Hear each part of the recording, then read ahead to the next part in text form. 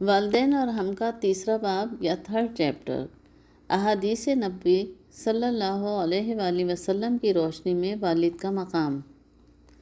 بیٹا اپنے باپ کا حق ادا نہیں کر سکتا۔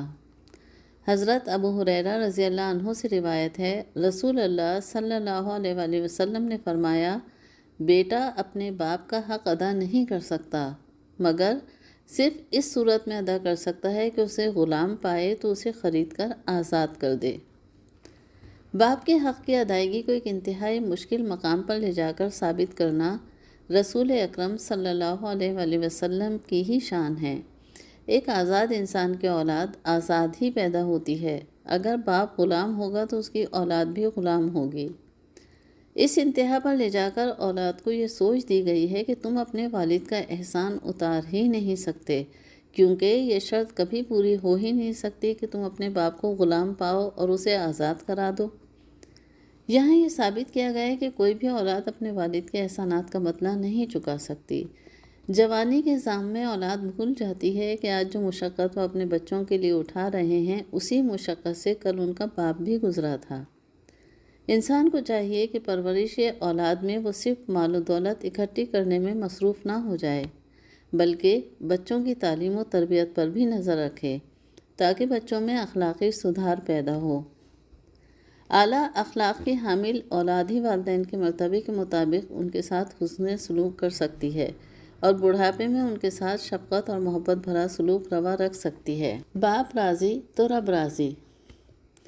عبداللہ بن عمر رضی اللہ عنہ بیان کرتے ہیں، رسول اللہ صلی اللہ علیہ وآلہ وسلم نے فرمایا، والد راضی تو رب راضی، والد ناراض تو رب ناراض۔ باپ کی اور مظلوم کی دعا۔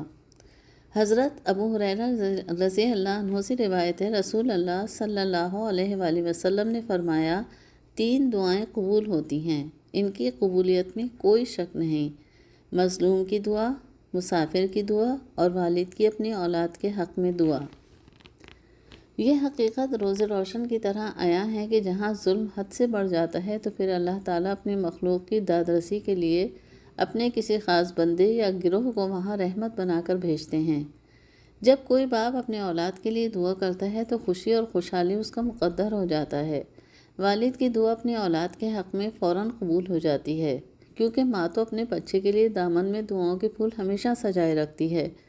خصوصیت کے ساتھ جو سب سے برا بچہ ہوتا ہے وہ ماں کا خاص بچہ کہلاتا ہے، لیکن والد صرف اسی بچے کو پسند کرتے ہیں جو فرمانبردار ہو، اور ایسے ہی بچے کے لیے اس کے دل سے دعا نکلتی ہے۔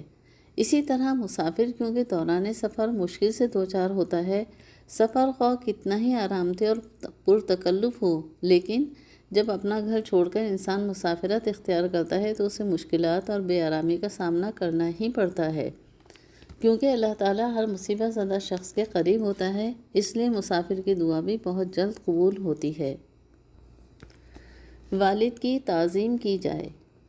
ہمیں خبر دی ابو بکر قاضی نے، ان کو ابو علی محمد بن احمد میدانی نے، ان کو محمد بن یحییٰ ذہلی نے، ان کو عبد الرزاق نے، ان کو معمر نے، ان کو ابن طاووس نے، ان کو ان کے والد نے، انہوں نے کہا، بے شک یہ بات سنت میں سے ہے کہ 4 قسم کے لوگوں کی تعظیم کی جائے: عالم، سفید بالوں والا، بادشاہ اور والد۔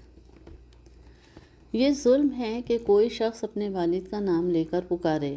ہمیں خبر دی ابو عبداللہ حافظ نے، ان کو ابو عبداللہ صنعانی نے، ان کو اسحاق بن ابراہیم نے، ان کو عبد الرزاق نے، ان کو معمر نے، ان کو طاووس نے، ان کو ان کے والد نے۔ وہ کہتے ہیں کہ سنت میں سے ہے کہ 4 لوگوں کی تعظیم کی جائے۔ اس نے اوپر دیے ہوئے لوگوں کا تذکرہ کیا اور اضافہ کیا اور کہا کہ کہا جاتا ہے، بے شک یہ ظلم میں سے ہے کہ کوئی شخص اپنے والد کو اس کے نام کے ساتھ پکارے۔ کہا کہ ہمیں خبر دی عبد الرزاق نے ہشام بن عروہ سے، اس نے ایک آدمی سے یہ کہ ابو ہریرہ رضی اللہ عنہ نے ایک آدمی کو دیکھا کہ وہ اپنے والد کے ساتھ آگے آگے چل رہا تھا۔ انہوں نے پوچھا کہ یہ تیرا کون ہے؟ اس نے بتایا کہ یہ میرا والد ہے۔ ابو ہریرہ رضی اللہ عنہ نے فرمایا کہ اس کے آگے مت چلو، اور جب تک وہ نہ بیٹھے تم بھی نہ بیٹھو، اور اس کو نام لے کر نہ پکارو، اور اس کا نسب بھی بیان نہ کرو۔ باب جنت کا درمیانی دروازہ۔ حضرت ابو درداء رضی اللہ عنہ سے روایت ہے، انہوں نے نبی صلی اللہ علیہ وآلہ وسلم سے سنا، آپ صلی اللہ علیہ وآلہ وسلم فرما رہے تھے، باب جنت کا درمیانی دروازہ ہے، چاہے اس دروازے کو ضائع کرو چاہے محفوظ کر لو۔ ہر باپ اولاد کے کھانے پینے اور تعلیم و تربیت جیسی اہم ذمہ داریوں کو ادا کرنے کے لیے انہیں دیگر سہولتیں باہم پہنچانے کے لیے رات و دن محنت کرتا ہے، مال و دولت کے حصول کے لیے بھاگ دوڑ کرتا ہے۔ اولاد کے بہتر مستقبل کی جد و جہد اس کے دل و دماغ پر اس درجے حاوی رہتی ہے کہ نہ وہ اپنی صحت کی پرواہ کرتا ہے نہ نیند کی، اور نہ تھکن اس پر حاوی ہوتی ہے۔ اسی لیے جنت کا درمیانی دروازہ باپ کو قرار دیا گیا ہے۔ جو اولادیں اپنے والد کی خدمت کو اپنا شعار نہیں بناتی وہ جنت کے حصول میں ناکام رہیں گی۔ یہاں دروازہ ضائع کرنے کا مطلب ہے کہ اگر باپ کی خدمت نہیں کی، اسے اپنے حسن سلوک سے راضی نہیں رکھا، اس کے بتائے اور سکھائے ہوئے راستے پر اولاد نہ چلی، تو وہ جنت میں داخلے کے اس اہم ذریعے کو ضائع کر دے گی۔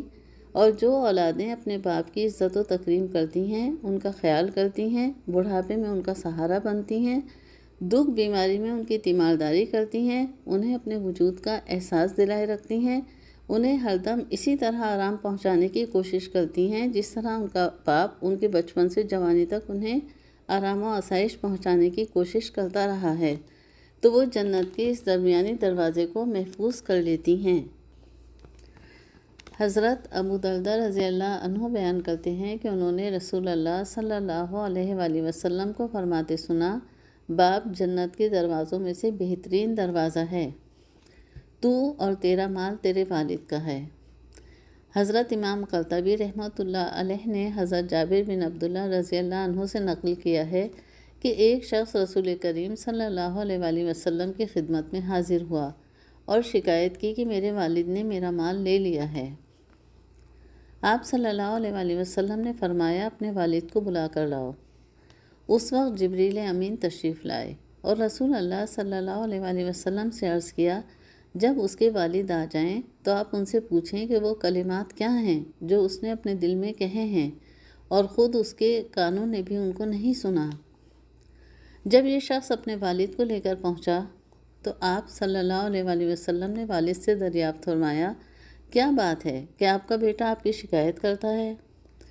کیا آپ چاہتے ہیں کہ اس کا مال چھین لیں؟ والد نے عرض کیا، آپ اسی سے یہ سوال فرمائیں کہ میں اس کی پھپھی اور خالہ یا اپنے نفس کے سوا کہاں خرچ کرتا ہوں۔ رسول اللہ صلی اللہ علیہ وآلہ وسلم نے فرمایا، جس کا مطلب یہ تھا کہ بس حقیقت معلوم ہو گئی، اب اور کچھ کہنے سننے کی ضرورت نہیں۔ اس کے بعد اس کے والد سے دریافت فرمایا، وہ کلمات کیا ہیں جن کو ابھی تک خود تمہارے کانوں نے بھی نہیں سنا؟ اس شخص نے عرض کیا، یا رسول اللہ صلی اللہ علیہ وآلہ وسلم، ہر معاملے میں اللہ تعالیٰ آپ پر ہمارا ایمان اور یقین بڑھا دیتے ہیں۔ جو بات کسی نے نہیں سنی اس کی آپ کو اطلاع ہو گئی، جو ایک معجزہ ہے۔ پھر اس نے عرض کیا، یہ ایک حقیقت ہے کہ میں نے چند اشعار دل میں کہے تھے جن کو میرے کانوں نے بھی نہیں سنا۔ آپ صلی اللہ علیہ وآلہ وسلم نے فرمایا، وہ ہمیں سناؤ۔ اس وقت اس نے یہ اشعار سنائے۔ ترجمہ: میں نے تجھے بچپن میں غذا دی اور جوان ہونے کے بعد بھی تمہاری ذمہ داری اٹھائی، تمہارا سب کھانا پینا میری ہی کمائی سے تھا۔ جب کسی رات میں تمہیں کوئی بیماری پیش آ گئی تو میں نے تمام رات تمہاری بیماری کے سبب بیداری اور بے قراری میں گزاری، گویا کہ تمہاری بیماری مجھے ہی لگی ہے، تمہیں نہیں، جس کی وجہ سے میں تمام شب روتا رہا۔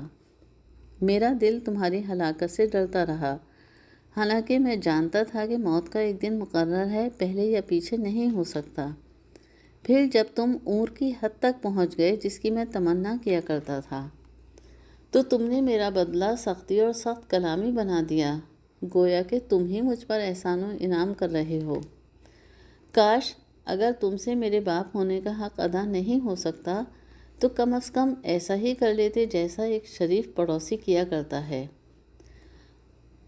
تو کم از کم مجھے پڑوسی کا حق تو دیا ہوتا اور خود صبر سے ہی مال میں میرے حق میں بخل سے کام نہ لیا ہوتا۔ رسول کریم صلی اللہ علیہ وآلہ وسلم نے یہ اشعار سننے کے بعد بیٹے کا گریبان پکڑ لیا اور فرمایا یعنی جا تو بھی اور تیرا مال بھی سب تیرے باپ کا ہے۔ والد کا ادب۔ حضرت عائشہ صدیقہ رضی اللہ عنہ فرماتی ہیں کہ رسول اللہ صلی اللہ علیہ وآلہ وسلم کے پاس ایک صاحب آئے، ان کے ساتھ ایک بوڑھے آدمی بھی تھے۔ آپ صلی اللہ علیہ وآلہ وسلم نے ان سے پوچھا یہ تمہارے ساتھ کون صاحب ہیں؟ انہوں نے کہا میرے والد ہیں۔ آپ صلی اللہ علیہ وآلہ وسلم نے ارشاد فرمایا پھر تو تم ان کے آگے مت چلو اور نہ ان سے پہلے بیٹھو اور نہ ان کو ان کا نام لے کر پکارو اور نہ ان کو گالی دلانے کا ذریعہ بنو۔ ادب کا کیا اعلیٰ مقام ہے کہ والد کا رتبہ کیونکہ اللہ تعالیٰ نے بے حد بلند رکھا ہے، اس لیے اولاد کے لیے لازم ہے کہ ان کے پیچھے چلے۔ حضرت ابو ہریرہ رضی اللہ عنہ نے ایک صحابی کے بیٹے کو نصیحت کی کہ اپنے والد کے آگے مت چلو، ہاں رات کے وقت تم ان کے آگے چلو تاکہ راستہ دیکھنے میں انہیں مشکل پیش نہ آئے۔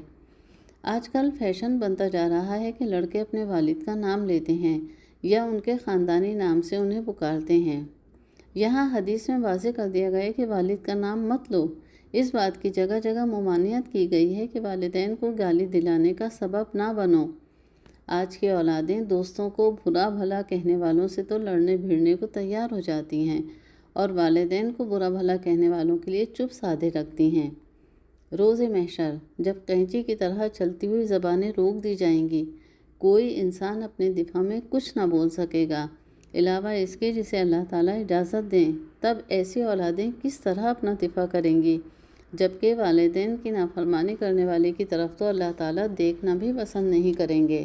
حضرت ذو رحم اللہ جو اپنے وقت کے بڑے ولی تھے، جب ان کا انتقال ہو گیا تو ان کے والد حضرت عمر رحم اللہ نے بارگاہ الہی میں یوں دعا کی کہ اے اللہ میرے بیٹے سے میری جو حق تلفی ہو گئی یا اس میں کوتاہی ہو گئی ہو میں اس کو معاف کرتا ہوں، بس تو بھی اس کو اپنے واجب حقوق میں سرزد شدہ کوتاہیاں معاف کر دے۔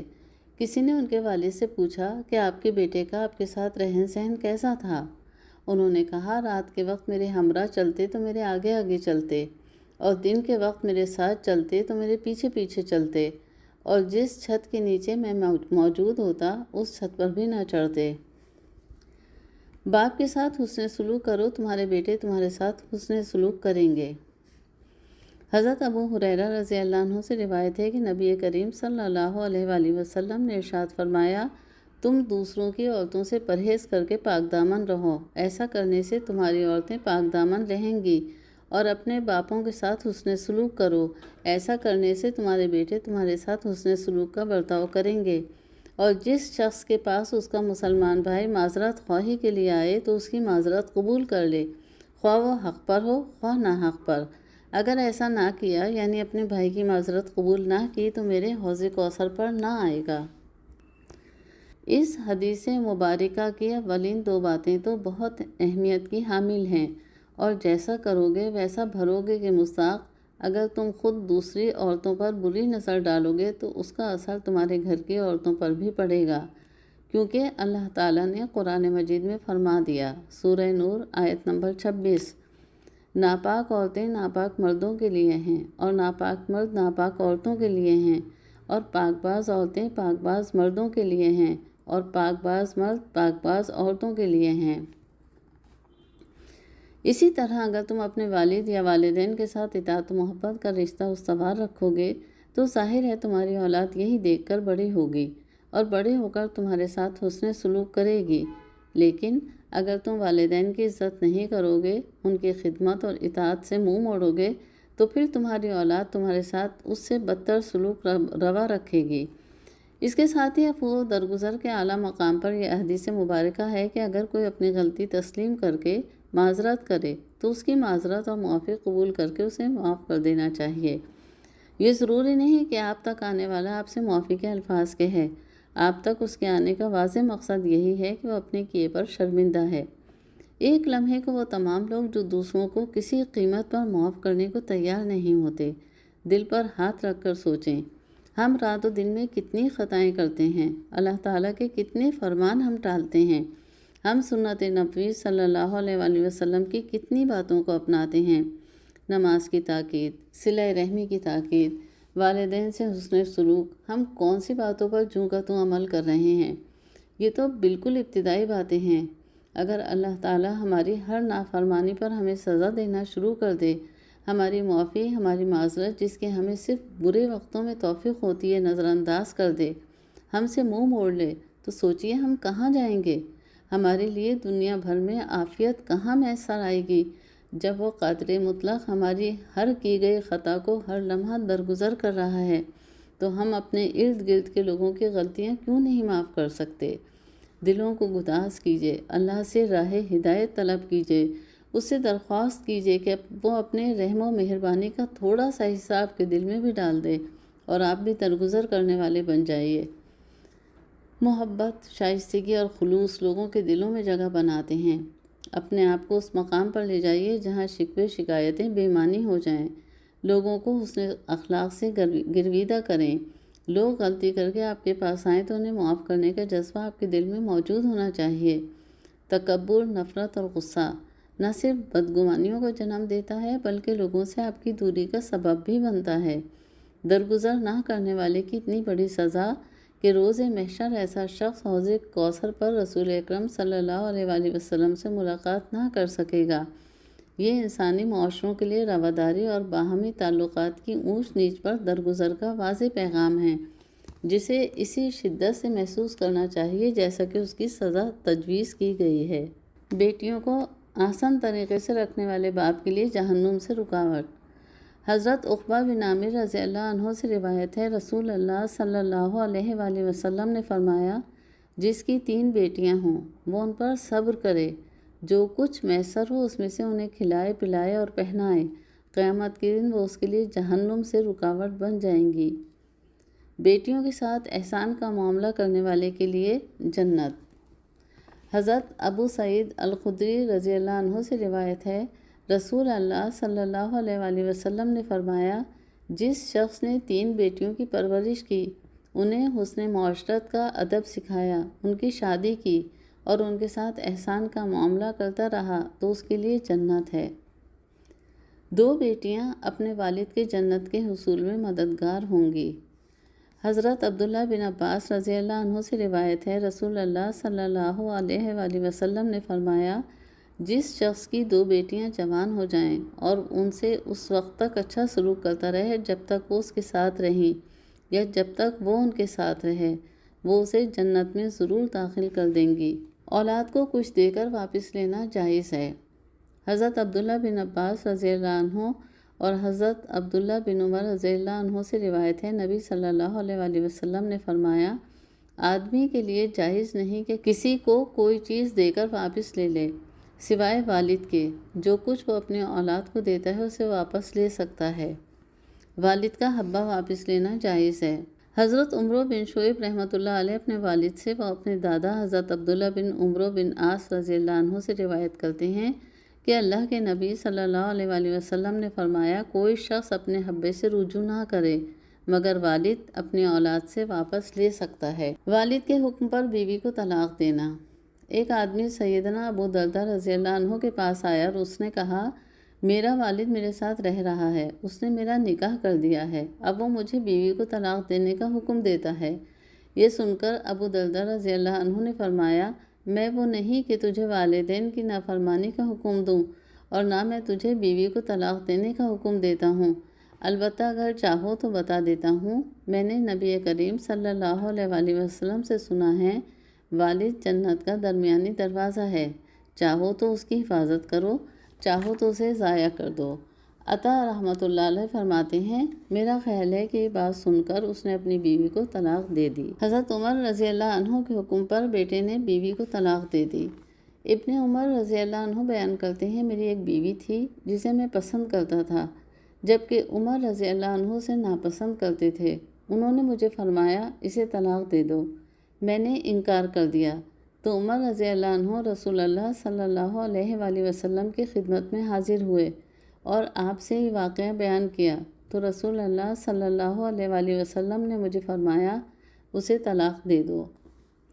والد کی جانب سے بیٹی حج کر سکتی ہے۔ حضرت عبداللہ بن عباس رضی اللہ عنہ سے روایت ہے کہ قبیلہ خشم کی ایک خاتون نبی صلی اللہ علیہ وآلہ وسلم کی خدمت میں حاضر ہوئی اور کہا، اے اللہ کے رسول صلی اللہ علیہ وآلہ وسلم، میرے والد صاحب بوڑھے ہو چکے ہیں، وہ انتہائی بوڑھے ہو چکے ہیں، اور حج کا جو فرض اللہ کی طرف سے بندوں پر عائد ہوتا ہے وہ ان پر بھی لازم ہو گیا ہے، اور وہ خود اسے ادا کرنے کی طاقت نہیں رکھتے۔ اگر میں ان کی طرف سے یہ فرض ادا کر دوں تو کیا ان کی طرف سے کافی ہوگا؟ رسول اللہ صلی اللہ علیہ وآلہ وسلم نے فرمایا، ہاں، بوڑھے باپ کی طرف سے بیٹی کا حج۔ امام مالک نے ابن شہاب سے، انہوں نے سلیمان بن یسار سے، اور انہوں نے عبداللہ بن عباس رضی اللہ عنہ سے روایت کی کہ انہوں نے کہا، فضل بن عباس رضی اللہ عنہ رسول اللہ صلی اللہ علیہ وآلہ وسلم کی سواری پر پیچھے سوار تھے تو آپ صلی اللہ علیہ وآلہ وسلم کے پاس قبیلہ خشم کی ایک خاتون آئی۔ وہ آپ سے فتویٰ پوچھنے لگی۔ فضل رضی اللہ عنہ اس کی طرف اور وہ ان کی طرف دیکھنے لگی۔ رسول اللہ صلی اللہ علیہ وآلہ وسلم فضل رضی اللہ عنہ کا چہرہ دوسری طرف پھیرنے لگے۔ اس نے کہا، اے اللہ کے رسول، بلا شبہ اللہ کا اپنے بندوں پر فرض کیا گیا حج میرے کمزور اور بوڑھے والد پر بھی آ گیا ہے۔ وہ سواری پر جم کر نہیں بیٹھ سکتے، تو کیا میں ان کی طرف سے حج کر سکتی ہوں؟ آپ صلی اللہ علیہ وآلہ وسلم نے فرمایا، ہاں، اور یہ حجۃ الوداع میں ہوا۔ ابن جریر نے سابقہ سند کے ساتھ ابن عباس رضی اللہ عنہ سے اور انہوں نے فضل رضی اللہ عنہ سے روایت کی کہ قبیلہ خشم کی ایک عورت نے عرض کی، اللہ کے رسول صلی اللہ علیہ وآلہ وسلم، میرے والد عمر رسیدہ ہیں اور اللہ کا فریضہ حج ان کے ذمے ہیں، اور وہ اونٹ کی پشت پر ٹھیک طرح بیٹھ نہیں سکتے۔ نبی صلی اللہ علیہ وآلہ وسلم نے فرمایا، تم ان کی طرف سے حج کر لو۔ بیٹے کی جانب سے والد کا حج۔ حضرت ابو ذر عقیلی رضی اللہ عنہ سے روایت ہے، انہوں نے نبی صلی اللہ علیہ وآلہ وسلم کی خدمت میں حاضر ہو کر عرض کیا، اے اللہ کے رسول، میرے والد بہت بوڑھے ہیں، نہ حج اور عمرہ کر سکتے ہیں اور نہ سواری پر سوار ہو سکتے ہیں۔ آپ صلی اللہ علیہ وآلہ وسلم نے فرمایا، اپنے والد کی طرف سے حج و عمرہ کرو۔ ان احادیث سے بات تو واضح ہو گئی کہ صرف بیٹے ہی نہیں، بیٹیاں بھی والدین کی جانب سے حج بدل کر سکتی ہیں۔ خاص طور سے ایک عورت مرد کی طرف سے، خواہ وہ والد ہو، بھائی ہو یا کوئی دوسرا محرم، اس کی جانب سے حج بدل کر سکتی ہے۔ حج بدل میں تمام اراکین اسی طرح ادا کرنے ہوتے ہیں جو حج کے فرائض میں شامل ہیں۔ صرف احرام کے وقت نیت حج بدل کی اس شخص کے نام کے ساتھ کی جاتی ہے۔ اللہ تعالیٰ نے ہمارے دین کو انتہائی سادہ اور آسان بنایا ہے، ہم خود ہی اس میں اضافے کر کے اور نت نئی بدعات شامل کر کے اسے مشکل بناتے جا رہے ہیں۔ اور یہ بھی ضروری نہیں کہ حج بدل صرف اولاد کرے۔ بہت سے لوگ جو سفر کی صعوبتیں برداشت نہیں کر سکتے، وہ کسی دوسرے کو اپنی جانب سے حج کرنے بھیج دیتے ہیں اور اس کے سفر اور دیگر اخراجات کی ادائیگی اپنی جانب سے کر دیتے ہیں۔ اگر کسی شخص نے بوجہ مجبوری خود حج نہ کیا اور حج بدل کی وصیت کر کے انتقال کر گیا ہو، تو اس کے چھوڑے ہوئے ترکے میں سے اس کی اولاد یا کوئی رشتہ دار یا اس شہر یا اس بستی کا کوئی فرد حج بدل کرے اور اسی جگہ احرام باندھ کر روانہ ہو جہاں سے وہ شخص خود حج کے لیے احرام باندھتا۔ ایک حدیث میں ارشاد نبی صلی اللہ علیہ وآلہ وسلم ہے کہ ایک حج بدل کی وجہ سے اللہ تبارک و تعالیٰ 3 شخصیتوں کو جنت میں داخل فرماتے ہیں۔ نمبر 1، میت جس کی طرف سے حج کیا جائے۔ نمبر 2، میت کی طرف سے حج کرنے والا۔ نمبر 3، جو میت کے مال سے اس کی وصیت کے مطابق یا اپنے مال سے اس کی طرف سے حج کرا رہا ہو۔ اگر میت نے وصیت کر دی اور ترکے میں کچھ نہیں چھوڑا، تو اولاد کو چاہیے کہ اپنے والدین کی وصیت کو پورا کرتے ہوئے یا تو ان کی جانب سے خود حج بدل کرے یا کسی اور کو حج بدل کے لیے بھیجے۔ ایک اور حدیث میں ہے کہ جو شخص اپنے والدین کی طرف سے ان کی موت کے بعد حج کرے، اس کے لیے جہنم کی آگ سے خلاصی ہے، اور والدین کے لیے پورا حج لکھا جاتا ہے اور اس کے ثواب میں بھی کمی نہیں آتی۔ اور کسی اپنے قریبی رشتہ دار کے لیے اس سے بڑی صلہ رحمی نہیں کہ اس کے مرنے کے بعد اس کی طرف سے حج کر کے اس کی قبر میں ثواب پہنچائے۔ ایک حدیث میں ارشاد نبی صلی اللہ علیہ وآلہ وسلم ہے کہ جو شخص کسی کی طرف سے حج کرے، اس حج کرنے والے کو بھی اتنا ہی ثواب ملتا ہے جتنا اس شخص کو ملتا ہے جس کی طرف سے حج کیا جاتا ہے۔ مرحوم والد کے قرض کی ادائیگی۔ حضرت جابر بن عبداللہ سے روایت ہے کہ ان کے والد حضرت عبداللہ بن حرام انصاری رضی اللہ عنہ فوت ہوئے تو ان کے ذمے ایک یہودی کا 30 وسق غلہ قرض تھا۔ حضرت جابر بن عبداللہ رضی اللہ عنہ نے اس سے مہلت مانگی تو اس نے مہلت دینے سے انکار کر دیا۔ تو حضرت جابر نے رسول اللہ صلی اللہ علیہ وآلہ وسلم سے گزارش کی کہ یہودی سے ان کی سفارش کر دیں۔ چنانچہ رسول اللہ صلی اللہ علیہ وآلہ وسلم نے تشریف لے جا کر یہودی سے بات چیت کی اور یہ پیشکش کی کہ ان پر جو قرض ہے اس کے بدلے وہ ان کی کھجوروں کا سارا پھل لے لے، تو اس یہودی نے یہ بات ماننے سے انکار کر دیا۔ رسول اللہ صلی اللہ علیہ وآلہ وسلم نے اسے حضرت جابر رضی اللہ عنہ کو مہلت دینے کا کہا تو اس نے اس سے بھی انکار کر دیا۔ رسول اللہ صلی اللہ علیہ وآلہ وسلم کھجوروں کے باغ میں تشریف لے گئے اور درختوں کے درمیان چلے۔ پھر حضرت جابر رضی اللہ عنہ سے فرمایا، پھل اتار لو اور اسے اس کا حق پورا دے دو۔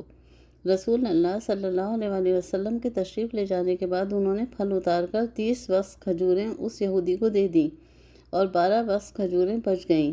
حضرت جابر رضی اللہ عنہ اس واقعے کی خبر دینے کے لیے رسول اللہ صلی اللہ علیہ وآلہ وسلم کی خدمت میں حاضر ہوئے تو دیکھا کہ رسول اللہ صلی اللہ علیہ وآلہ وسلم موجود نہیں۔ جب رسول اللہ صلی اللہ علیہ وآلہ وسلم تشریف لائے تو حضرت جابر رضی اللہ عنہ نے حاضر خدمت ہو کر اطلاع دی کہ انہوں نے اس یہودی کو پوری ادائیگی کر دی ہے اور جو مقدار بچ گئی تھی وہ بھی بتائی۔ چنانچہ رسول اللہ صلی اللہ علیہ وآلہ وسلم نے فرمایا، عمر بن خطاب کو بھی یہ بات بتاؤ۔ حضرت جابر رضی اللہ عنہ نے حضرت عمر رضی اللہ عنہ کے پاس جا کر انہیں یہ بات بتائی تو حضرت عمر رضی اللہ عنہ نے ان سے فرمایا، جب رسول اللہ صلی اللہ علیہ وآلہ وسلم اس باغ میں چل رہے تھے تو مجھے اسی وقت یقین ہو گیا تھا کہ اللہ تعالیٰ اس پھل میں ضرور برکت عطا فرمائے گا۔ والد سے محبت کرنے والوں کے ساتھ حسن سلوک۔ حیات بن شری نے اپنے ہاتھ سے، انہوں نے عبداللہ بن دینار سے، انہوں نے حضرت عبداللہ بن عمر سے روایت کی کہ نبی صلی اللہ علیہ وآلہ وسلم نے فرمایا، اپنے والد کے ساتھ سب سے بڑا نیک سلوک یہ ہے کہ انسان اس شخص سے بھی بہت اچھا سلوک کرے جس کے ساتھ اس کے والد کا محبت کا رشتہ تھا۔ والد کے دوستوں کے ساتھ اچھا سلوک کرو۔ ابراہیم بن سعد اور لیث بن سعود دونوں نے یزید بن عبداللہ بن اسامہ بن حار سے حدیث بیان کی۔ انہوں نے عبداللہ بن دینار سے، انہوں نے حضرت عبداللہ بن عمر رضی اللہ عنہ کے حوالے سے روایت کی کہ وہ مکہ مکرمہ کے لیے نکلتے تو جب اونٹ کی سواری سے تھک جاتے تو ان کا گدھا ساتھ ہوتا تھا جس پر وہ سہولت کے لیے سواری کرتے، اور ایک امامہ ہوتا تھا جو اپنے سر پر باندھتے تھے۔ تو ایسا ہوا کہ ایک بادیہ نشین ان کے قریب سے گزرا۔ انہوں نے اس سے کہا، تم فلاں بن فلاں کے بیٹے نہیں ہو؟ اس نے کہا، کیوں نہیں، اسی کا بیٹا ہوں۔ تو انہوں نے گدھا اس کو دے دیا اور کہا، اس پر سوار ہو جاؤ، اور امامہ بھی اسے دے کر کہا، اسے سر پر باندھ لو۔ تو ان کے کسی ساتھی نے ان سے کہا، اللہ آپ کی مغفرت کرے، آپ نے اس بدو کو وہ گدھا بھی دے دیا جس پر آپ سہولت تکان اتارنے کے لیے سواری کرتے تھے، اور امامہ بھی دے دیا جو اپنے سر پر باندھتے تھے۔ انہوں نے کہا، میں نے رسول اللہ صلی اللہ علیہ وآلہ وسلم سے سنا، آپ فرما رہے تھے والدین کے ساتھ بہترین سلوک میں سے یہ بھی ہے کہ جب اس کا والد رخصت ہو جائے تو اس کے ساتھ محبت کا رشتہ رکھنے والے آدمی کے ساتھ اچھا سلوک کرے، اور اس کا والد میرے والد حضرت عمر رضی اللہ عنہ کا دوست تھا۔ والد کے دوست کی عزت کرو۔ روایت ہے، ابن عمر سے کہا، سنا میں نے نبی صلی اللہ علیہ وآلہ وسلم کو فرماتے کہ سب سے بہتر سلوک یہ ہے کہ سلوک کرے آدمی اپنے باپ کے دوست سے۔ نوٹ: اس باب میں حضرت علی رضی اللہ عنہ سے بھی روایت ہے۔ روایت کی ہم سے ابن عمر رضی اللہ عنہ نے، انہوں نے ابو سفیان بن عینیہ سے، انہوں نے محمد بن سوقہ سے، انہوں نے ابو بکر بن حفص سے، انہوں نے نبی صلی اللہ علیہ وآلہ وسلم سے اس کی مانند، اور نہیں ہے ذکر اس میں ابن عمر رضی اللہ عنہ کا، اور یہ صحیح تر ہے ابو معاویہ کے حدیث سے، اور ابو بکر بن حفص وہ ابن عمر بن سعد بن ابی وقاص ہیں۔ مشرک باپ سے حسن سلوک۔ حضرت ابو ہریرہ رضی اللہ عنہ کہتے ہیں، رسول اللہ صلی اللہ علیہ وآلہ وسلم کا گزر عبداللہ بن ابی سلول کے پاس سے ہوا۔ وہ ایک جھاڑی کے سائے میں تھا۔ اس نے کہا، ابن ابی کبشہ یعنی محمد صلی اللہ علیہ وسلم نے ہم پر گرد و غبار اڑایا ہے۔ اس کے بیٹے عبداللہ بن عبداللہ نے کہا، قسم ہے اس ذات کی جس نے آپ صلی اللہ علیہ وآلہ وسلم کو عزت دی اور آپ صلی اللہ علیہ وآلہ وسلم پر کتاب نازل کی، اگر آپ کی چاہت ہو تو میں اس کا سر قلم کر کے آپ کے پاس لاتا ہوں۔ آپ صلی اللہ علیہ وآلہ وسلم نے فرمایا، نہیں، بلکہ تو اپنے باپ سے نیکی اور حسن صحبت سے پیش آ۔ اپنے بیٹے کو لاشعوری طور پر صدقہ دینا۔ حضرت معن بن یزید رضی اللہ عنہ سے روایت ہے، انہوں نے فرمایا، میں اور میرے باپ اور میرے دادا نے رسول اللہ صلی اللہ علیہ وآلہ وسلم سے بیعت کی تھی، پھر آپ ہی نے میری منگنی کی اور نکاح بھی کرایا۔ ایک دن میں آپ کے پاس صدقہ لے کر گیا کہ میرے باپ یزید رضی اللہ عنہ نے خیرات کی کچھ اشرفیاں نکال کر مسجد میں ایک شخص کے پاس رکھ دیں تاکہ وہ انہیں تقسیم کر دے۔ چنانچہ میں گیا اور وہ اشرفیوں سے لے کر اپنے گھر چلا آیا۔ میرے والد کو پتہ چلا تو انہوں نے کہا، اللہ کی قسم میں نے تجھے دینے کا ارادہ نہیں کیا تھا۔ بالآخر میں یہ مقدمہ رسول اللہ صلی اللہ علیہ وآلہ وسلم کے پاس لے کر آیا تو آپ صلی اللہ علیہ وآلہ وسلم نے فرمایا، یزید تمہاری نیت پوری ہو گئی، اے معین جو تم نے لیا وہ تمہارا ہے۔ نوٹ: اس حدیث سے یہ بھی معلوم ہوا کہ باپ اگر اپنی اولاد میں سے کسی حقدار کو صدقہ و خیرات دیتا ہے تو اسے رجوع کا حق نہیں، البتہ حبہ وغیرہ کو واپس لینے کا حق باپ کے لیے بدستور قائم ہے۔ اپنے باپ سے دانستہ نسبت توڑنے والے کے ایمان کی حالت۔ حضرت ابو ہریرہ رضی اللہ عنہ سے روایت ہے کہ رسول اللہ صلی اللہ علیہ وآلہ وسلم نے فرمایا، اپنے آبا سے بے رغبتی نہ کرو، چنانچہ جس شخص نے اپنے والد سے انحراف کیا تو یہ عمل کفر ہے۔ خالد نے ابو عثمان سے نقل کیا کہ جب زیاد کی نسبت ابو سفیان رضی اللہ عنہ کی طرف ہونے کا دعویٰ کیا گیا تو میں جناب ابو بکرہ رضی اللہ عنہ سے ملا اور پوچھا، یہ تم لوگوں نے کیا کیا؟ میں نے سعد بن ابی وقاص سے سنا، وہ کہہ رہے تھے کہ میرے دونوں کانوں نے رسول اللہ صلی اللہ علیہ وآلہ وسلم سے سنا، آپ صلی اللہ علیہ وآلہ وسلم فرما رہے تھے، جس نے اسلام کی حالت میں اپنے حقیقی باپ کے سوا کسی اور کو باپ بنانے کا دعویٰ کیا اور وہ جانتا ہے کہ وہ اس کا باپ نہیں تو اس پر جنت حرام ہے۔ اس پر حضرت ابو بکر رضی اللہ عنہ نے کہا، خود میں نے بھی رسول اللہ صلی اللہ علیہ وآلہ وسلم سے یہی سنا ہے۔ حضرت ابو بکرہ سمیہ کے بطن سے اس کے مالک حارث بن کلہہ کے بیٹے تھے۔ وہ زیاد کے نسب میں تبدیلی میں ملوث نہ تھے، چونکہ ماں کی طرف سے وہ زیاد کے بھائی تھے، اس لیے ابو عثمان نے خاندان کے حوالے سے ان کے ساتھ بات کی۔ وہ خود اس کام کو غلط سمجھتے تھے۔ وہ انتہائی جلیل القدر صحابی اور متعدد احادیث نبوی کے راوی ہیں۔ عاصم نے ابو عثمان سے اور انہوں نے حضرت سعد اور حضرت ابو بکرہ رضی اللہ عنہ سے روایت کی ہے کہ وہ دونوں کہتے تھے، یہ بات میرے دونوں کانوں نے محمد صلی اللہ علیہ وآلہ وسلم سے سنی اور میرے دل نے یاد رکھی کہ آپ صلی اللہ علیہ وآلہ وسلم فرما رہے تھے، جس نے اپنے والد کے سوا کسی اور کو والد بنانے کا دعویٰ کیا، حالانکہ وہ جانتا ہے کہ وہ اس کا والد نہیں ہے تو اس پر جنت حرام ہے۔ جس نے اپنے باپ کے علاوہ کسی دوسرے کا بیٹا ہونے کا دعویٰ کیا۔ حضرت سعد بن ابی وقاص رضی اللہ عنہ سے روایت ہے، انہوں نے کہا، میں نے رسول اللہ صلی اللہ علیہ وآلہ وسلم کو یہ فرماتے ہوئے سنا، جس نے اپنی نسبت اپنے باپ کے علاوہ کسی دوسرے کی طرف کی، حالانکہ وہ جانتا ہے کہ وہ اس کا باپ نہیں تو اس پر جنت حرام ہے۔ میں نے اس حدیث کا ذکر حضرت ابو بکر رضی اللہ عنہ سے کیا تو انہوں نے کہا، اس حدیث کو رسول اللہ صلی اللہ علیہ وآلہ وسلم سے میرے دونوں کانوں نے بھی سنا ہے اور میرے دل نے اس کو محفوظ یعنی یاد رکھا ہے۔ حضرت ابو ہریرہ رضی اللہ عنہ سے روایت ہے، وہ نبی صلی اللہ علیہ وآلہ وسلم سے بیان کرتے ہیں، آپ صلی اللہ علیہ وآلہ وسلم نے فرمایا، اپنے باپ دادا سے اعراض نہ کرو، جس نے اپنے باپ سے روگردانی کی اس نے کفر کا ارتکاب کیا۔ اپنے بیٹے کو تسلیم کرنے سے انکار کرنا۔ حضرت ابو ہریرہ رضی اللہ عنہ سے روایت ہے، انہوں نے فرمایا، جب لعن کی آیت نازل ہوئی تو اللہ کے رسول صلی اللہ علیہ وآلہ وسلم نے فرمایا، جو عورت کسی قوم میں اس بچے کو شامل کرے جو در حقیقت ان میں سے نہیں، اس عورت کا اللہ سے کوئی تعلق نہیں، وہ اسے اپنی جنت میں ہرگز داخل نہیں کرے گا، اور جو مرد اپنے بیٹے کو پہچان کر اسے اپنا بیٹا تسلیم کرنے سے انکار کر دے، اللہ تعالیٰ قیامت کے دن اسے پردے میں رہے گا، اسے اپنے دیدار سے محروم رکھے گا اور اسے سب لوگوں کے سامنے رسوا کرے گا۔ پکارو لڑکوں کو ان کے باپوں کی طرف منسوب کر کے۔ روایت ہے کہ عبداللہ بن عمر رضی اللہ عنہ سے انہوں نے کہا، ہم زید بن حارثہ کو آپ صلی اللہ علیہ وآلہ وسلم کا بیٹا کہا کرتے تھے، یہاں تک کہ یہ آیت اتری کہ پکارو لڑکوں کو ان کے باپوں کی طرف سے منسوب کر کے، کہ یہ انصاف کی بات ہے اللہ کے نزدیک۔ سورہ احزاب کی آیت نمبر 4 اور 5 میں اللہ تعالیٰ فرماتے ہیں، اور نہیں بنایا تمہارے لے پالکوں کو تمہارے بیٹے، یہ تمہارا کہنا ہے اپنے منہوں سے، اور اللہ کہتا ہے حق، اور وہی تمہیں ہدایت دیتا ہے سیدھے راستے کی۔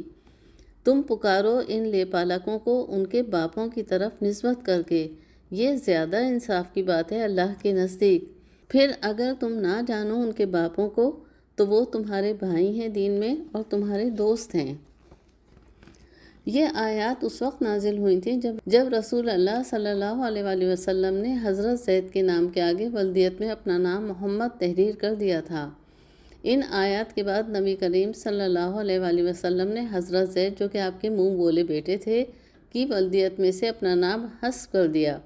قرآن مجید اور مختلف احادیث میں اس بات کی سختی سے تاکید فرمائی گئی ہے کہ اپنے باپوں کی نسبت اختیار کرو، ان کے نام سے جانے جاؤ، ورنہ ایک تو اللہ تعالیٰ فرشتوں اور انسانوں کی لعنت کے حقدار ہوگے، اور سب سے بڑھ کر یہ کہ ایسے شخص کی جو باپ کی جگہ کسی دوسرے کی نسبت اختیار کرتا ہے، نہ نفلی عبادت قبول ہوگی نہ فرض۔ بہت سے علماء کرام اس معاملے میں مختلف رائے رکھتے ہیں کہ گود لیے ہوئے بچے کے ساتھ خاندانی نام ہی لگا دیا جائے، جیسے سید، مرزا، قریشی، شیخ وغیرہ۔ لیکن اگر اس رائے کو درست مان لیا جائے تو رحمت للعالمین صلی اللہ علیہ وآلہ وسلم، جو اللہ تعالیٰ کو تمام انسانوں سے پیارے تھے، اللہ تعالیٰ آپ صلی اللہ علیہ وآلہ وسلم پر واضح حکم فرما دیتے کہ اپنا خاندانی نام حضرت زید کے آگے لگا کر اپنی خواہش پوری کر لیں، جبکہ در حقیقت بعد میں منہ بولے بیٹے کی حیثیت کو واضح کرنے کے لیے رسول اللہ صلی اللہ علیہ وآلہ وسلم نے حضرت زید کی طلاق یافتہ زوجہ حضرت زینب رضی اللہ عنہا سے شادی بھی کی۔ لے پالک بچوں کو گھر میں محرم قرار دینے کے لیے بھی اسلامی شعائر کا احترام ضروری ہے۔ مثلاً اگر لڑکی ہے تو یہ ضروری ہے کہ جس گھر میں وہ بچی لائی گئی ہے، اس گھر کے مرد کی کوئی محرم خاتون اس لڑکی کو دودھ پلائے، تاکہ وہ لڑکی اس مرد کی محرم بن جائے، جیسے بہن، بھانجی یا بھتیجی۔ اسی طرح اگر گھر میں لے پالک لڑکوں کو لایا جائے تو عورت کی بہن، بھانجی یا بھتیجی اس بچے کو دودھ پلائے، تاکہ ان لے پالک بچوں کی اس گھر میں رضائی حرمت قائم ہو سکے اور بلوغت کی عمر تک پہنچنے پر محرم نامحرم کا مسئلہ نہ کھڑا ہو۔ عمومی طور پر لے پالک بچے اسی گھر میں لائے جاتے ہیں جہاں بے اولاد جوڑا ہو، لیکن اگر جس عورت کے ہاں لڑکا لایا گیا ہو اور اس کا کوئی دودھ پیتا بچہ موجود ہو تو وہ خود اس بچے کو دودھ پلا کر اس کی رضائی ماں بن سکتی ہے۔ 5 دفعہ دودھ پلانے سے رضاعت کی حرمت واقع ہو جاتی ہے۔ عبداللہ بن ابی بکرہ نے عمرہ سے انہوں نے حضرت عائشہ رضی اللہ عنہا سے روایت کی، انہوں نے کہا قرآن میں نازل کیا گیا تھا کہ 10 بار دودھ پلانا جن کا علم ہو حرمت کا سبب بن جاتا ہے، پھر انہیں 5 بار دودھ پلانے کے حکم سے جن کا علم ہو منسوخ کر دیا گیا۔ رسول اللہ صلی اللہ علیہ وآلہ وسلم فوت ہوئے تو یہ ان آیات میں تھی جن کی نسخ کا حکم نہ جاننے والے بعض لوگوں کی طرف سے قرآن میں تلاوت کی جاتی تھی۔ سلیمان بن بلال نے ہمیں یحییٰ بن سعید سے حدیث بیان کی، انہوں نے عمرہ سے روایت کی کہ انہوں نے حضرت عائشہ رضی اللہ عنہا سے سنا، وہ اس رضاعت کا ذکر کر رہی تھی جس سے حرمت ثابت ہوتی ہے۔ عمرہ نے کہا، حضرت عائشہ رضی اللہ عنہا نے کہا قرآن میں 10 بار دودھ پلانے سے جن کا علم ہو حرمت ثابت ہونے کا حکم نازل ہوا تھا، پھر یہ حکم بھی نازل ہوا تھا 5 بار دودھ پلانے سے جن کا علم ہو۔ والد کی بد دعا۔ حضرت ابو ہریرہ رضی اللہ عنہ سے روایت ہے کہ فرمایا حضرت صلی اللہ علیہ وآلہ وسلم نے 3 دعائیں مقبول ہیں، ان میں شک نہیں۔ نمبر 1 بد دعا مظلوم کی، نمبر 2 دعا مسافر کی، نمبر 3 بد دعا باپ کی بیٹے پر۔ والد کی جانب غصے سے دیکھنا۔ نبی کریم صلی اللہ علیہ وآلہ وسلم نے فرمایا، اس شخص نے اپنے والد کے ساتھ نیکی نہیں کی جس نے ان کی طرف غصے سے دیکھا۔ بیٹوں کے سلسلے میں عموماً والد کو محتاط اور چوکنا رہنا پڑتا ہے، ان پر اپنا رعب قائم رکھنے کے لیے انہیں بات بات پر ٹوکنا پڑتا ہے، یہ ان کی تربیت کا ایک ادنیٰ سا مقام ہوتا ہے۔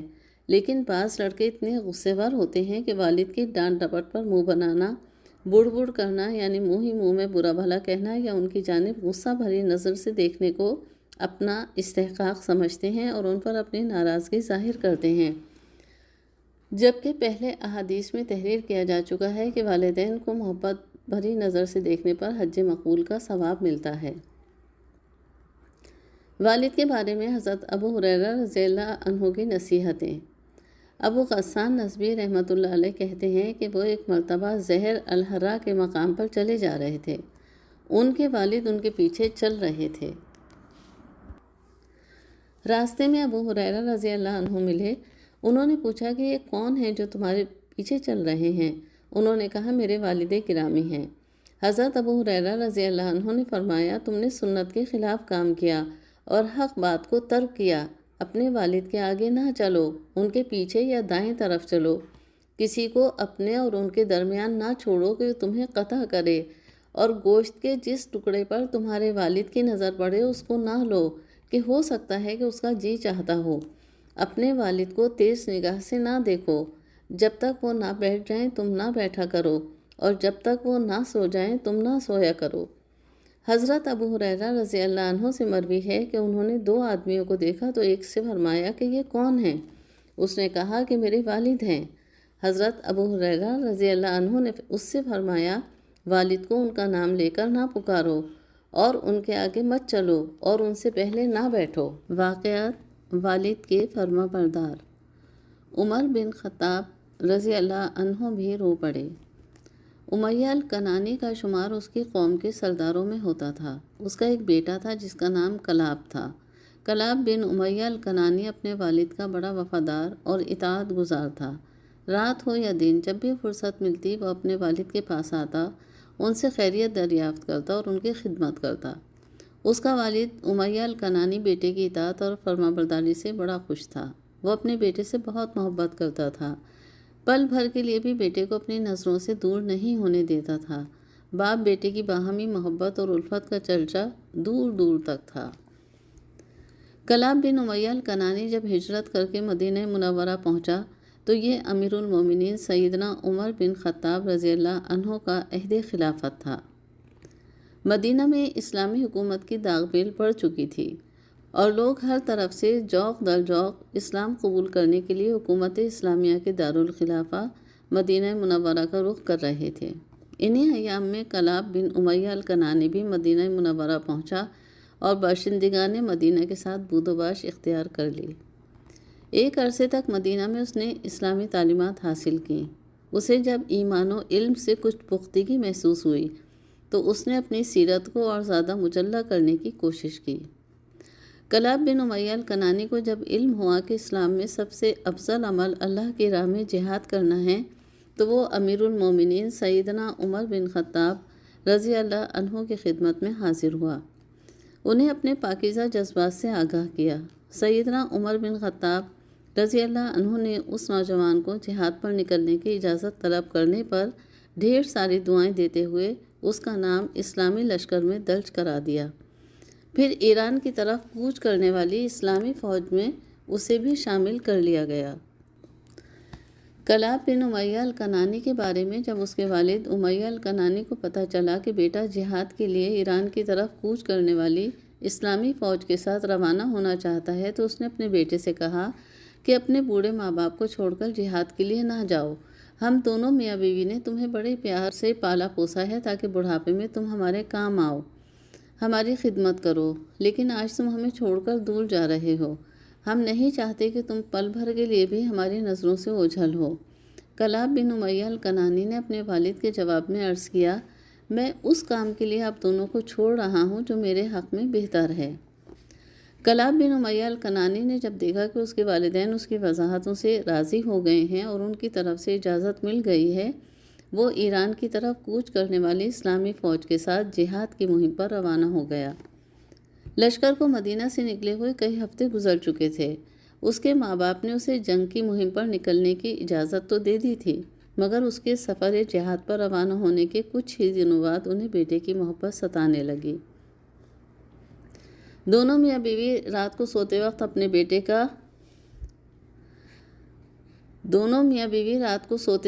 بیٹے کلاب بن امیہ الکنانی کا ذکر کرتے اور اپنے ساتھ اس کے حسن سلوک کو یاد کر کے آنسو بہاتے۔ کلاب بن امیہ الکنانی کے پاس کھجوروں کا ایک باغ تھا۔ ایک روز وہ دونوں میاں بیوی اپنے باغ میں بیٹھے ہوئے کسی خاص موضوع پر باتیں کر رہے تھے۔ اس روز پھلدار درختوں کا سایہ کچھ زیادہ ہی سہانا منظر پیش کر رہا تھا۔ اوپر سے چڑیوں کے چہچہانے کی خوش آہنگی سے فضا نغمہ بار معلوم ہو رہی تھی۔ چڑیاں ایک درخت سے اپنے پروں کو پھڑپھڑاتی ہوئی دوسرے درخت کا رخ کرتیں اور بیٹھ کر چہچہانے لگتیں۔ اچانک کلاب بن امیہ الکنانی کے بوڑھے والد کی نگاہ اٹھی۔ اس نے دیکھا کہ ایک کبوتر اپنے چھوٹے سے بچے کے ساتھ کھیل رہا تھا۔ کبھی بچے کے پاس جاتا اور کبھی اس کے پاس سے اڑ کر دوسرے درخت پر جا بیٹھتا۔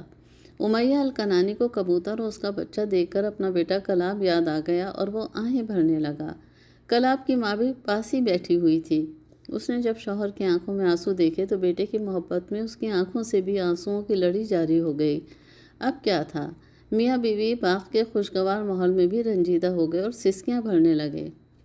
مورخین نے لکھا ہے کہ امیہ الکنانی اپنے بیٹے کلاب بن امیہ الکنانی کی یاد میں بہت رویا۔ وہ پہلے ہی کمزور اور بوڑھا تھا، لیکن بیٹے کی جدائی کے غم سے اس کی بڑھاپے کی جھریوں میں مزید اضافہ ہو گیا اور اس کی بینائی بھی کمزور ہو گئی۔ کلاب بن امیہ الکنانی کو جہاد کی مہم پر روانہ ہوئے ایک عرصہ گزر چکا تھا۔ بیٹے کی جدائی سے باپ کو سخت تکلیف تھی۔ اس نے ایک حد تک تو برداشت کیا، مگر ایک دن وہ امیر المومنین سیدنا عمر بن خطاب رضی اللہ عنہ کی خدمت میں حاضر ہوا۔ آپ رضی اللہ عنہ مسجد نبوی میں تشریف فرما تھے۔ امیہ الکنانی اب امیر المومنین سے مخاطب تھا۔ اس نے کہا، اللہ کی قسم، اے خطاب کے بیٹے، اگر تم نے میرے بیٹے کو واپس نہیں بلایا تو میں میدان عرفات میں تمہارے لیے بد دعا کروں گا۔ امیر المومنین سیدنا عمر بن خطاب رضی اللہ عنہ بڑے صاحب فراست اور فرد شناس انسان تھے۔ وہ اپنی رعایا کے جذبات کو فوراً بھانپ لیا کرتے تھے۔ انہوں نے فوراً بیٹے کے لیے امیہ الکنانی کی محبت کو بھانپ لیا اور اس کے پیمانہ صبر کو چھلکتا دیکھ کر فوج کی طرف ایک نمائندہ یہ حکم دے کر روانہ کر دیا کہ امیہ الکنانی کے فرزند کلاب کو جنگ کی مہم سے فارغ کر کے فوراً مدینہ منورہ بھیج دیا جائے۔ چند دنوں میں کلاب بن امیہ الکنانی امیر المومنین سیدنا عمر بن خطاب رضی اللہ عنہ کی خدمت میں حاضر ہو گیا۔ امیر المومنین نے کلاب بن امیہ الکنانی سے دریافت فرمایا، والد کے ساتھ تمہارے حسن سلوک کا کیا قصہ ہے؟ بات یہ ہے کہ میں ہر بات میں اپنے والد محترم کو اپنے پر ترجیح دیا کرتا تھا، ان کے حکم کی فوراً تکمیل کرتا۔ جب میں اپنے والد کے لیے دودھ دوہنے کا ارادہ کرتا تو اس اونٹنی کا رخ کرتا جو سب سے زیادہ دودھ دینے والی ہوتی۔ میں اسے کھلا پلا کر پہلے تیار کرتا، اسے چند لمحے آرام کرنے دیتا، پھر اس کا تھن دھوتا تاکہ وہ ٹھنڈا ہو جائے۔ اس کے بعد دودھ دھوتا اور دہی دودھ اپنے والد کو پلایا کرتا۔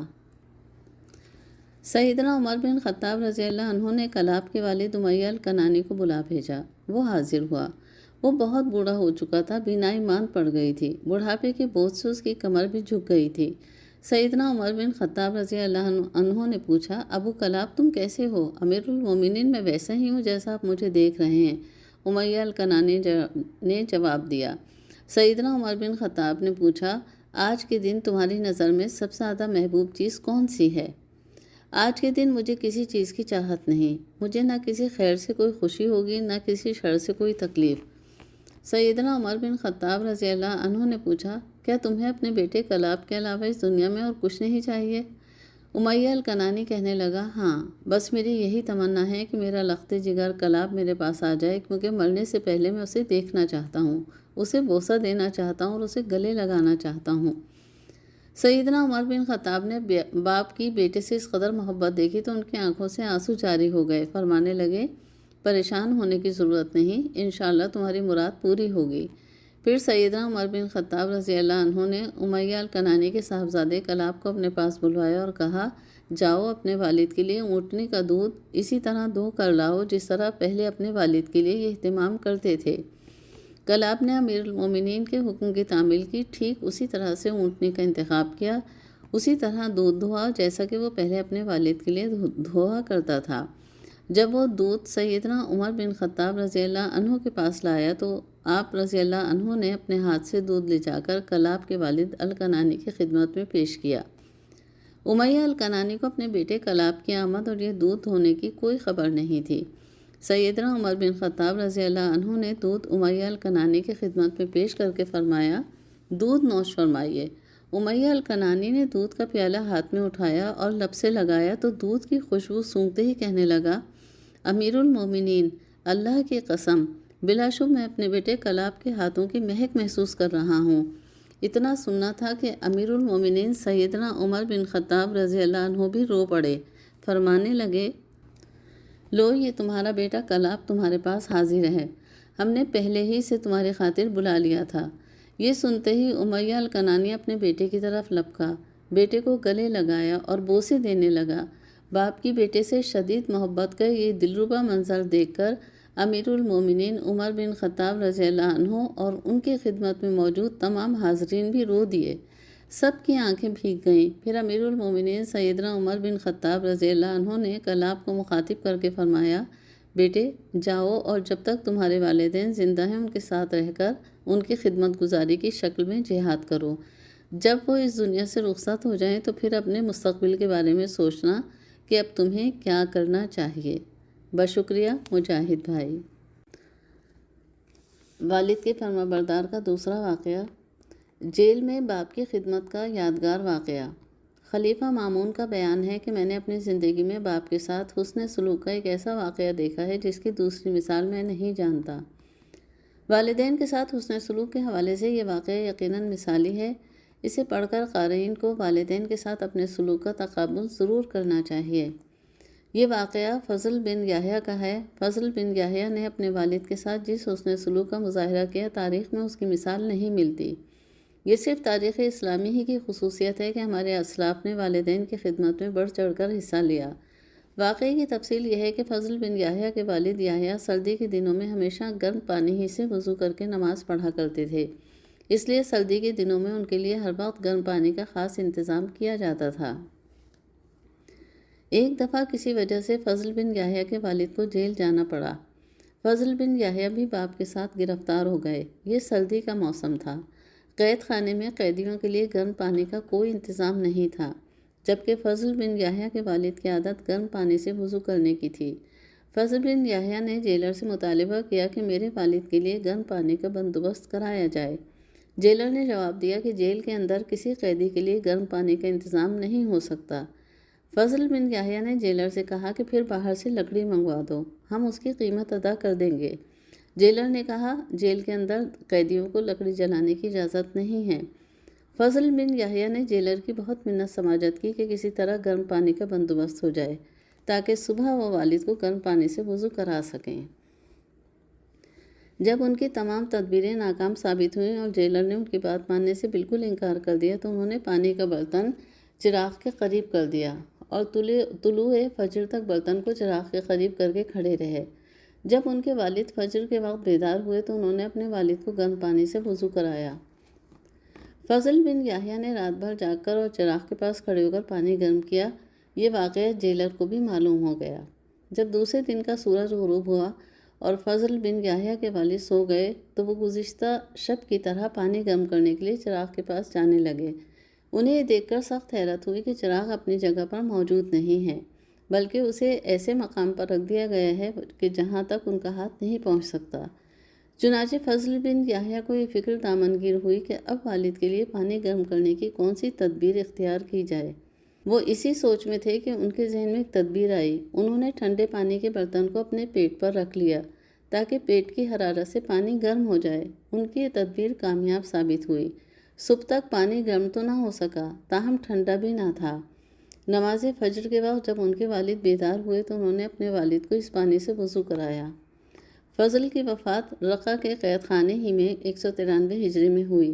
ابن اسیر رحمۃ اللہ علیہ ان کے بارے میں لکھتے ہیں، فضل بن یحییٰ دنیا کے بہت سے محاسن کا مجموعہ تھے، ان کا ثانی دنیا بھر میں پھر نہیں دیکھا گیا۔ والد کے فرمانبردار کا تیسرا واقعہ ہے، والد کے ساتھ نیک برتاؤ پر انعام۔ 13ویں صدی ہجری میں حائل کے گورنر گزرے ہیں جن کا نام طلال بن عبداللہ بن رشید تھا۔ ان کا زمانہ 1282 ہجری تا 1323 ہجری تک تھا۔ ان کے سامنے ایک فرمانبردار نوجوان کا تذکرہ کیا گیا کہ وہ اپنے والد صاحب کی ایسی خدمت کرتا ہے جو کہ خدمت کا آخری درجہ ہوتا ہے، گویا اس سے بڑا کوئی درجہ ہے ہی نہیں۔ اس کے والد کے ساتھ نیکی میں ایک عمل یہ ہے کہ جب بھی قہوہ بناتا ہے تو سب سے پہلے وہ اپنے والد صاحب کے لیے نکالتا ہے، اگرچہ اس مجلس کے اندر کوئی ذی وجاہت یا کوئی بڑے دبدبے والا یا کوئی بڑی عمر والا ہی کیوں نہ موجود ہو۔ پھر اپنے والد صاحب کے بعد اس شخص کے لیے ڈالتا جو بزرگی، وجاہت اور دبدبے والا ہوتا۔ تو اس پر گورنر نے کہا کہ اگر میں بھی جاؤں تب بھی وہ اپنے والد کا پہلے اکرام کرے گا؟ کہنے والے نے کہا کہ اگر آپ بھی چلے جائیں تو بھی ایسا ہی کرے گا۔ چنانچہ گورنر نے اس آدمی کو یہ پیغام بھیجا کہ ہم ظہر کی نماز کے بعد ان صاحب کے گھر جا کر ان کے ساتھ قہوہ نوش فرمائیں گے۔ پھر گورنر اپنی پوری جماعت کے ساتھ مقررہ وقت پر اس شخص سے ملنے کے لیے گئے اور قہوہ پینے والے کمرے میں بیٹھ گئے جو کہ ان کے والد صاحب نے مہمانوں کے لیے منتخب کیا تھا، اور خود دروازے کے پاس اپنے لیے جگہ بنا لی۔ یہ نوجوان مجلس کے درمیان میں قہوہ تیار کرنے لگا۔ جب قہوہ تیار ہو گیا تو اس وقت نوجوان کے لیے یہ مناسب تھا کہ پہلے قہوہ وہ گورنر کے پیالے میں ڈالے جو کہ مہمان تھے، لیکن اس نے ایسا نہیں کیا اور اپنی پچھلی عادت پر قائم رہا اور اپنے والد صاحب کے پیالے میں قہوہ ڈالا۔ والد صاحب نے اپنے سے پہلے گورنر کو ترجیح دینے کے لیے کہا، لیکن لڑکے نے اصرار کیا کہ وہ پہلے لیں، تو والد صاحب نے تکلیف کے ساتھ نہ چاہتے ہوئے بھی قہوہ لے لیا۔ پھر لڑکے نے گورنر کے پیالے میں قہوہ ڈالا۔ اس پر گورنر نے مسکراتے ہوئے پیالہ اٹھایا، پھر اپنی مجلس سے اٹھے تاکہ نوجوان کے ساتھ مصافحہ کریں اور اس کو اپنے والد کے ساتھ اس اچھے برتاؤ پر مبارکباد دیں۔ گورنر نے نوجوان سے پوچھا، تم کو اللہ کی قسم دے کر پوچھتا ہوں، سچ بتاؤ کہ تم جانتے ہو ہم تمہارے پاس کیوں آئے ہیں؟ اللہ کی قسم میں تو اس وقت تک بھی نہیں جانتا کہ آپ کس لیے تشریف لائے ہیں۔ گورنر نے کہا کہ مجھے تمہارے بارے میں اس طرح بتایا گیا تھا کہ تم اپنے والد کے فرما بردار بیٹے ہو، ان کی عزت حد سے زیادہ کرتے ہو، ان کا اکرام کرتے ہو، کسی چیز کے پیش کرنے میں ان کو پہلے پیش کرتے ہو، اور آج الحمدللہ یہ بات سچ ثابت ہو گئی اور تم اس نیک عمل کی وجہ سے بہت مبارکباد اور خوش نصیبی کے مستحق ہو۔ پھر گورنر نے اس لڑکے کے لیے انعام کا اعلان کیا۔ اس کے ساتھ ہمارا تیسرا باب اختتام کو پہنچا۔